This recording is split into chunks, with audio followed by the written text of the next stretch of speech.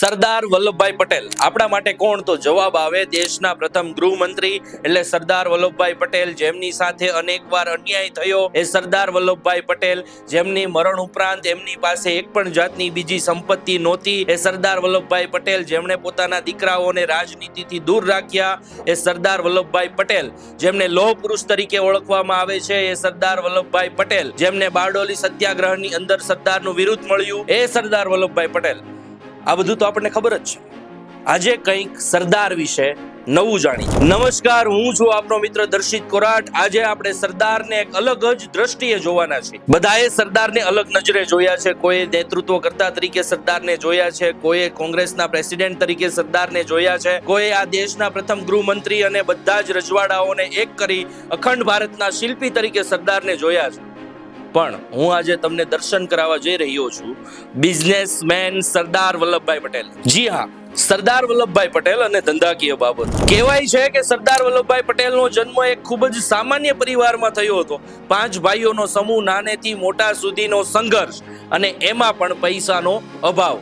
હંમેશા બીજા લોકોથી જોઈને, એમની રહેણી કહેણીથી જોઈને સરદાર વલ્લભભાઈ પટેલ પણ આકર્ષતા હતા અને એવું વિચારતા હતા સાલું આપણી લાઈફમાં પણ આવું હોવું જોઈએ, આપણે પણ લેવિશ લાઈફ જીવવી જોઈએ, આવું સપનું હતું.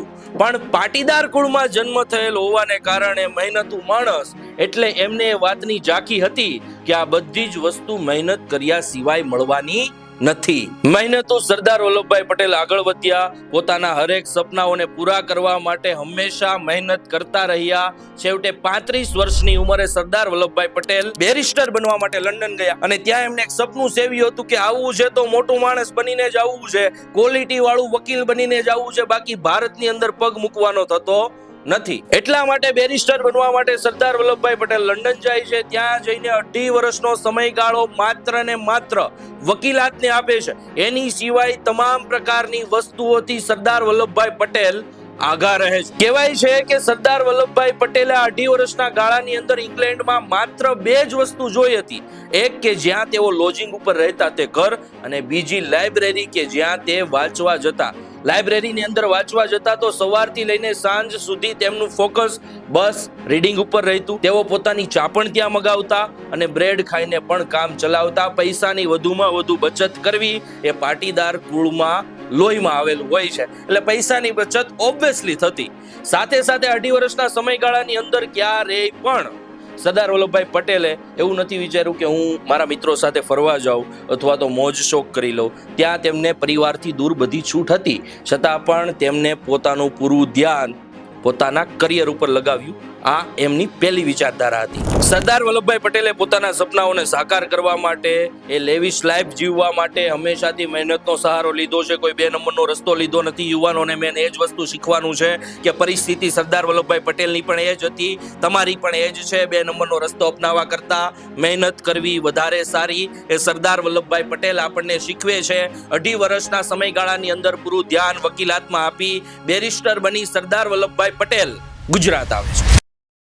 લંડન થી બેરિસ્ટર બનીને આવેલા સરદાર વલ્લભભાઈ પટેલ હવે એવું વિચારતા હતા કે હું વકીલાત તરીકેની પ્રેક્ટિસ ક્યાં શરૂ કરીશ.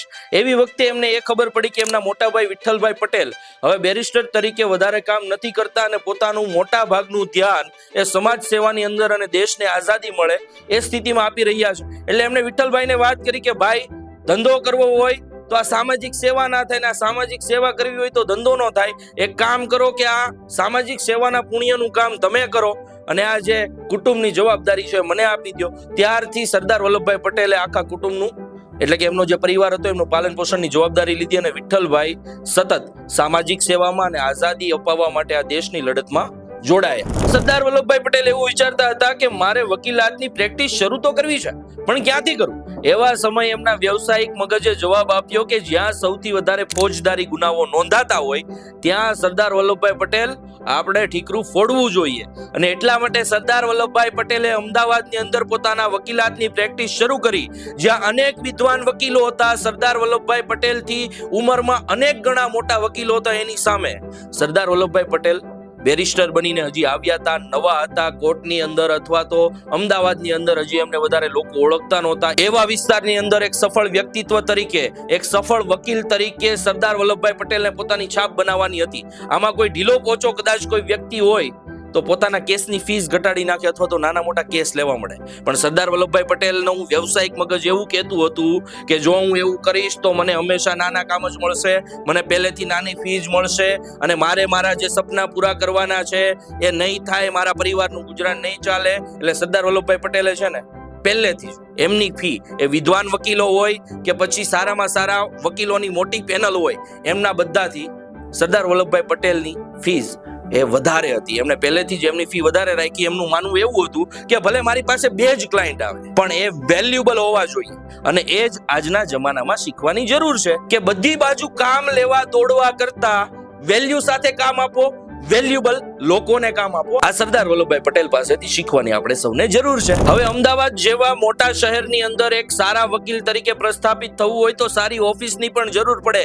એટલા માટે સારી ઓફિસ બનાવવા માટે સરદાર વલ્લભભાઈ પટેલ મુંબઈથી સારામાં સારું ફર્નિચર કે જે અમદાવાદની એક પણ ઓફિસમાં ના હોય એવું ફર્નિચર ભારી ભરખમ ખર્ચો કરીને મગાવે છે. કારણ કે એમને ખબર હતી કે વેલ્યુબલ ક્લાયન્ટ એમનું ફર્નિચર જોશે, એમનું સ્ટ્રક્ચર જોશે અને ત્યારબાદ વકીલ સરદાર વલ્લભભાઈ પટેલને જોશે. સૌથી પહેલા તો એમની ઓફિસને જોશે.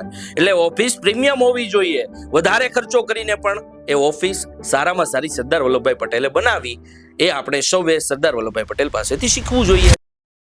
હવે આવે છે ત્રીજી બાબત. એક વેલ્યુબલ વકીલ તરીકે સૌથી પહેલા તો સરદાર વલ્લભભાઈ પટેલને પોતાનો પોશાક પણ ખૂબ જ સારો અને પ્રોફેશનલ રાખવો જરૂરી હતો. એટલા માટે સરદાર વલ્લભભાઈ પટેલ છે ને એમના કોલર, એ સમયે જે કોલર આવતા, વકીલના જે કોલર આવે એ ધોવરાવવા માટે મુંબઈ મોકલતા. અમદાવાદથી મુંબઈ કેટલું અંતર થાય એ તમને ખબર છે. હવે મુંબઈથી અમદાવાદ એ કોલર ધોઈને પાછા અમદાવાદ આવતા. તમે વિચારી શકો કે કેવી પ્રીમિયમ લાઈફસ્ટાઈલ સરદાર વલ્લભભાઈ પટેલની હતી. અને શું કામ હતી? માત્ર બિઝનેસ મેળવવા માટે કે સારામાં સારો બિઝનેસ મળે અને અમારા પરિવારનું સારામાં સારું ગુજરાન ચાલે. બાળપણથી અમે જે મજૂરી કરી છે એમાં અમને સફળતા મળે અને અમે પણ સારું જીવન વિતાવી શકીએ. એટલા માટે ત્યાં સુધી હજી સરદાર વલ્લભભાઈ પટેલને આઝાદી સાથે કોઈ લેવા દેવા નહોતું. હજી ગાંધીજી મળવાની વાર હતી. આ સમયગાળો હતો 1911 અને 1912. હવે સરદાર વલ્લભભાઈ પટેલ અમદાવાદના એક પ્રતિષ્ઠિત વકીલો હતા જેમની સામે બીજા ઘણા બધા વકીલો ડરતા હતા. માત્ર વકીલો જ નહીં, જજ પણ ડરતા હતા કે મારાથી કાંઈ ખોટું નિવેદન ના અપાઈ જાય કે ખોટો ચુકાદો ના અપાઈ જાય. સામે સરદાર વલ્લભભાઈ પટેલ હતા, તે ધૂળ કાઢી નાખે એવું એમનું વ્યક્તિત્વ હતું. જો એક પણ વાર જજથી અથવા તો બીજા વકીલથી ભૂલ થઈ એટલે સરદાર વલ્લભભાઈ પટેલ કોઈને મુકતા નહીં. અને એમની આ જ કારકિર્દીને કારણે ફોજદારી ગુનાઓમાં સૌથી મોટા વકીલ કોઈને માનવામાં આવતા એ સમયે તો સરદાર વલ્લભભાઈ પટેલને માનવામાં આવતા. લાઈફસ્ટાઈલ બહુ સારી ચાલી રહી હતી. પ્રીમિયમ લાઈફસ્ટાઈલની અંદર સરદાર વલ્લભભાઈ પટેલ પોતાનું જીવન જીવી રહ્યા હતા. જે ગુજરાન પરિવારનું ચલાવવાનું હતું, સાથે સાથે વિઠ્ઠલભાઈને પણ સમાજ સેવા કરવા માટે અનુદાન પેટે આપવાના હતા. એટલા રૂપિયા તો સરદાર સાહેબ ખાલી 8 થી 9 દિવસમાં કમાઈ લેતા અને પાછળના દિવસોના જે રૂપિયા આવતા એ નફો. હવે અહીં સમજવાનું એ છે કે 17.5 વર્ષનો સમય, 17.5 વર્ષનો સમય સરદાર વલ્લભભાઈ પટેલે વકીલાતના વ્યવસાય તરીકે વિતાવ્યો, વકીલાતના વ્યવસાયમાં વિતાવ્યો. અને ત્યારબાદ એમને ગાંધીજી સાથે મુલાકાત થઈ.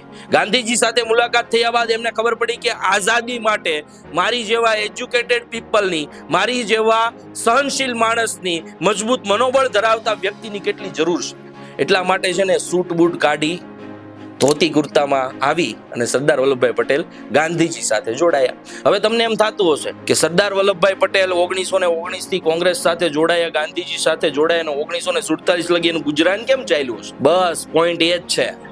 સરદાર વલ્લભભાઈ પટેલ આઝાદીની લડાઈમાં જોડાઈ ક્યારે શક્યા? કારણ કે 17 વર્ષની અંદર એમને બિઝનેસ ઉપર ધ્યાન દીધું. બિઝનેસમાં સારામાં સારા રૂપિયા કમાણા અને રૂપિયાના દમ ઉપર 1919 થી લઈને 1950 એટલે કે સરદાર વલ્લભભાઈ પટેલના નિધન સુધી તેઓ આ દેશની સેવા કરી શક્યા. માટે સમાજ સેવા કરવા માટે પણ રૂપિયો જરૂરી છે. આ દેશની સેવા કરવા માટે પણ રૂપિયો જરૂરી છે. એ પણ આપણે યુવાનોએ સરદાર વલ્લભભાઈ પટેલમાંથી શીખવાનું છે ને શીખવાનું છે.